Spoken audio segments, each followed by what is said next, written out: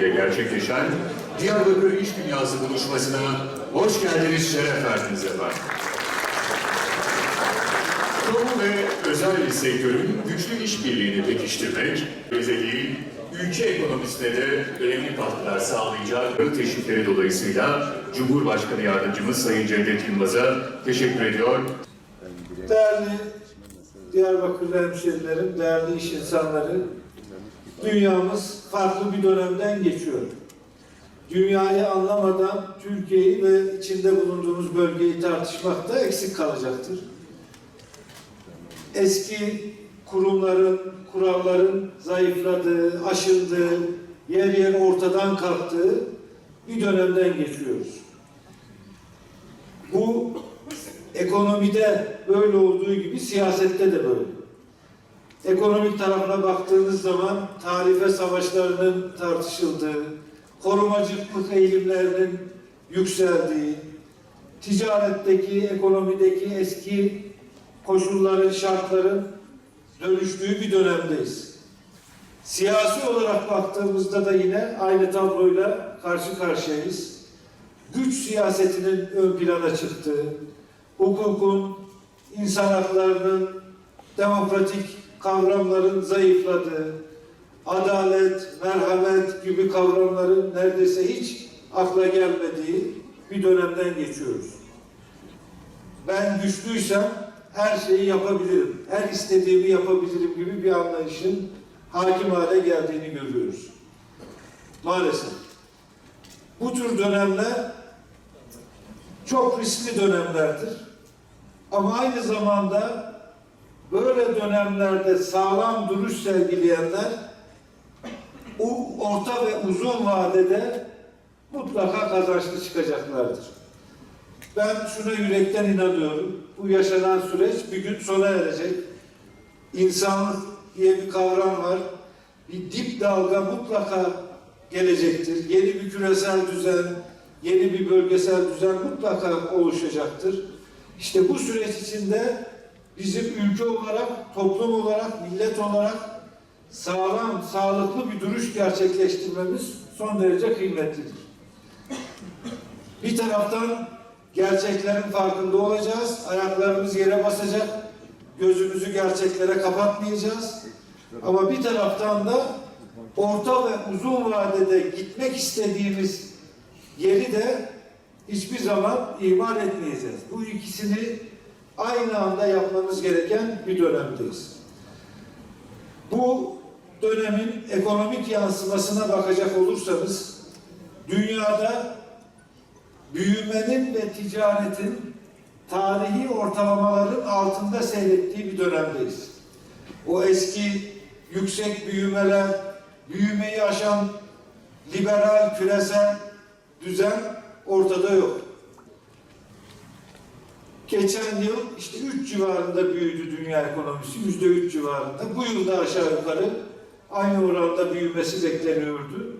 Muhtemelen bu yaşadığımız savaş, bunun etkileriyle daha aşağıda bile gelme ihtimali var. Ticaret eskiden büyümenin hep önünde giderdi. Büyüme 3 ise ticaret 4 olurdu, 5 olurdu. Büyüme hızı olarak söylüyorum.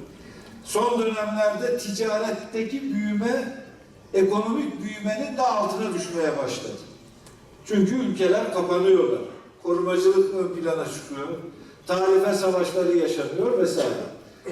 Bu liberal ekonomik düzenin dönüştüğünü gösteren en önemli göstergelerden biri de bu. Ticaretin büyümenin altında kalması. Ticaretteki büyümenin. Böyle bir ortamdayız. Bir taraftan işte salgınlar yaşadı dünyamız. Pandemi diye bir hadise yaşadık. Son yıllara yine damgasını vuran bir hadise oldu. Savaşlar yaşıyoruz. Bölgesel, jeopolitik gerilimler yaşıyoruz. Bunlar her biri ekonomik yapıyı da dönüştürücü etki yapıyor. Bu hadiseler yaşanırken siyasette, ekonomide yeni bir tabiri caizse güç dağılımı ve mücadelesi yaşanırken dünya ölçeğinde Çin ve Uzak Doğu'nun yükselişinin tetiklediği bir güç mücadelesi yaşanırken bir taraftan da teknoloji dönüşüyor. Teknolojide de çok ciddi dönüşümlerin olduğu bir dönemdeyiz. Dijitalleşme dediğimiz hadise, yapay zeka, yeni üretim biçimleri ortaya çıkarıyor. Bazı mesleklerin artık tamamen ortadan kalkacağı söyleniyor. Kalkmasa bile mesleklerin icra ediliş biçiminin değişeceği ifade ediliyor. Dolayısıyla bir taraftan da büyük bir teknolojik dönüşüm yaşıyoruz. Sadece ekonomiyi değil, sosyal hayatı, eğitimi, tarımı, hangi alan aklınıza gelirse gelsin, her tarafı değiştiren dijital ve yeşil dönüşüm dediğimiz bir süreç var. İklim tartışmalarıyla da birlikte karbon salınımı azalmış, enerjiyi çok daha verimli kullanan, dijital imkanları değerlendiren, yapay zekayla bütün işlemleri farklı bir hızla, farklı bir nitelikle gerçekleştiren yeni bir dünyadan bahsediyoruz. Bu ikisi yan yana gidiyor. Bir taraftan çekişmeler, savaşlar, bir taraftan teknolojik dönüşümler. İşte bunun içinde kendimize bir yol çizmek durumundayız. Türkiye olarak, Türkiye Cumhuriyeti olarak bu süreçleri iyi yönettiğimize inanıyoruz. Pandemiyle 2025 arası dönemi alacak olursak, yani 2020-2025 dönemi, 6 yıl. Bu 6 yılda dünya ekonomisi sadece 100 iken 118'e gelebilmiş.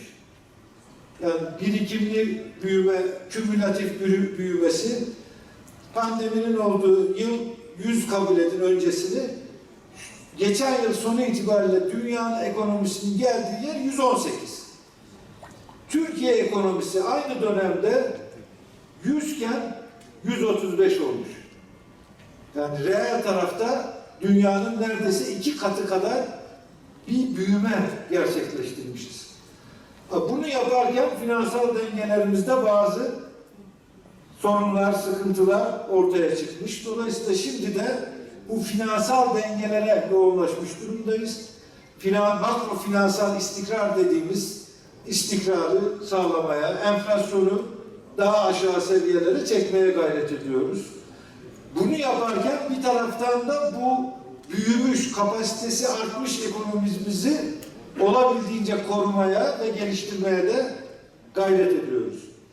Bu çerçevede dengeli büyüme dediğimiz bir kavram var. Yani sadece tüketim üzerinden büyümeyen, yatırımla, üretimle, ihracatla büyüyebilen, sadece iç taleple büyümeyen, dış taleple de büyüyen bir anlayış içinde gidiyoruz. Çünkü böyle bir büyümeyle enflasyonu da aşağıya çekeceğimize inanıyoruz. Bunlar kolay sorunlar değil gerçekten. Yani enflasyonu düşürürken büyümeyi belli bir seviyede tutabilmek belli bir çaba gerektiriyor. Kolay bir iş değil ama biz son 3 yıldır bunu başarıyoruz.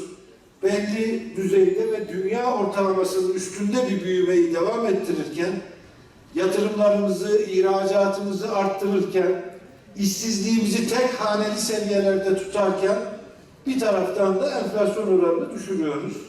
En son işte 30.7 gibi bir seviyelere geldi enflasyonumuz. Maalesef bu son yaşadığımız hadiseler, özellikle tarımda tabii geçen yıldan başlayıp kuraklık, don hadiseleri aynı, hem kuraklığı hem donu aynı yıl yaşamamız, bunun gıda fiyatlarına etkisi enflasyon patikamızı olumsuz etkiledi. Diğer taraftan temel mallar dediğimiz mallarda %16'ya kadar düştü enflasyon. Son gelen rakamlarda gördüğümüz. Ama hizmet enflasyonu geriden geliyor. İşte bu hizmet derken kiradır, eğitimdir vesaire. Orada da bir çözülme var, kırılma var. Ama dünyada da böyledir. Enflasyon düşerken hizmet enflasyonu biraz daha gecikmeli bir şekilde gelir. O süreçte başlamış durumda. Bu sene doğrusu %20'nin altını görmeyi hedefliyorduk. Ama son yaşanan gelişmeler, özellikle bölgemizdeki savaş maalesef tüm dünyada bu görünümü etkilemiş durumda. Savaş ve savaşın tetiklediği hadiseler, özellikle Hürmüz Boğazı'nın kapatılması, enerji piyasaları üzerinde ciddi etki oluşturdu.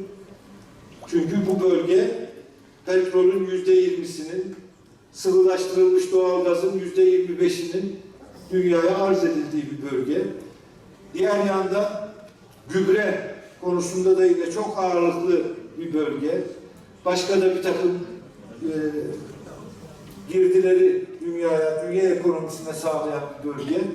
Dolayısıyla yaşanan savaş büyük insani maliyetler üretmenin yanı sıra, çevresel maliyetler üretmenin yanı sıra bölge ve dünya ekonomisini de etkilemeye başladı.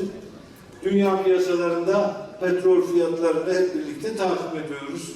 Yapılan günlük açıklamalara göre piyasaların hareket ettiği maalesef günler yaşıyoruz. Türkiye Cumhuriyeti olarak bu savaşta savaş çıkmasın diye öncelikle çok büyük gayret ettik. Sayın Cumhurbaşkanımız liderler düzeyinde, Dışişleri Bakanımız, bütün kurumlarımız savaş başlamasın diye çok büyük gayretler ortaya konuldu, çaba sarf edildi. Ama maalesef İsrail'in kışkırtmasıyla ABD, İsrail, İran saldırılarıyla birlikte bu savaş başladı ve bugünlere gelindi. İran da bu arada komşu ülkelere saldırılar yaptı ve iyice karmaşıklaşan bir tabloyla karşı karşıya kaldık. Şimdi de tüm gücümüzle bu savaş bir an önce sona ersin diye gayret ediyoruz. Bütün diplomatik imkanlarımızı bu çerçevede kullanıyoruz. Savaş ne kadar uzarsa maliyeti de o kadar artacak ve derinleşecektir. Kapsamı ve süresi, savaşın kapsamı ve süresi ekonomik maliyetlerini de belirleyici olacaktır. Şu anda tamamen bitmiş olsa bile savaş, tahribatı belli bir süre devam edecek. Hemen her şey toparlanmayacak maalesef. Çünkü bir tahribat var, onun telafi edilmesi belli bir zaman alacak. Ama uzadıkça bu maliyetlerin derinleşeceğini de görmek durumundayız.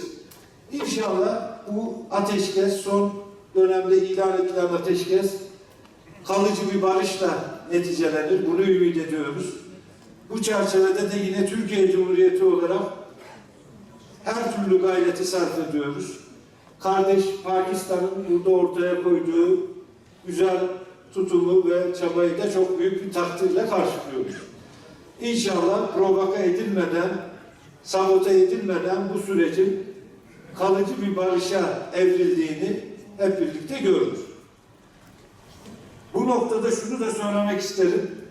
Bu savaşa bölgedeki etnik ve mezhebi kimlikler üzerinden savaşı kızıştırmaya çalışan güçler olduğunu da gördük. Gerek İran'da, gerek diğer bir takım çevrelerde, özellikle İsrail başta olmak üzere etnik kimlik üzerinden, mezhepler üzerinden bölgedeki insanları kışkırtmaya, birbirine düşürmeye çalışan güçler olduğunu da görüyoruz. Bizim bu noktada da tavrımız çok net. Biz İran'ın toprak bütünlüğünden, egemenliğinden ve İran'ı oluşturan tüm etnik yapılarla, mezheplerle sağlam bir şekilde ayakta kalmasından yanayız. Bu tavrımızı da her fırsatta ortaya koyuyoruz. Bu bilinci gösteren bölgede yaşayan tüm halklara, tüm inanç gruplarına da şükranlarımızı sunuyoruz. Bu süreçte çok daha uyanık davrandığını gördük. Çeşitli kimliklerin, toplulukların. Bu da gerçekten takdire şayan. Epey bir tecrübe yaşamış bir bölgedeyiz bu anlamda. Emperyal bir takım güçlerin belli kavramlar üzerinden insanları kullandıkları, toplulukları kullandıkları, sonra da çıkarları değiştiğinde hemen politika değiştirebildiği bir bölgedeyiz. Burada defalarca görmüş, tecrübe etmiş bir bölgeyiz. Ama bu sefer çok şükür bu tuzaklara düşünmediğini görüyoruz ve bundan dolayı da takdir ediyoruz gerçekten. Bu tuzaklara düşünmemesini. Bunda tabii Türkiye'deki terörsüz Türkiye sürecinin de olumlu katkıları olduğunun altını çizmek isterim. Bu çerçevede terörsüz Türkiye'nin de ne kadar kıymetli bir süreç olduğunu bu yaşadığımız ortam bize daha iyi göstermiştir. İyi ki terörsüz Türkiye süreci başlamış, iyi ki bu süreç belli bir aşamaya gelmiş. Bölgemizde yaşananlar bu sürecin ne kadar anlamlı ve öngörülü bir süreç olduğunu inanıyorum ki hepimize göstermiştir.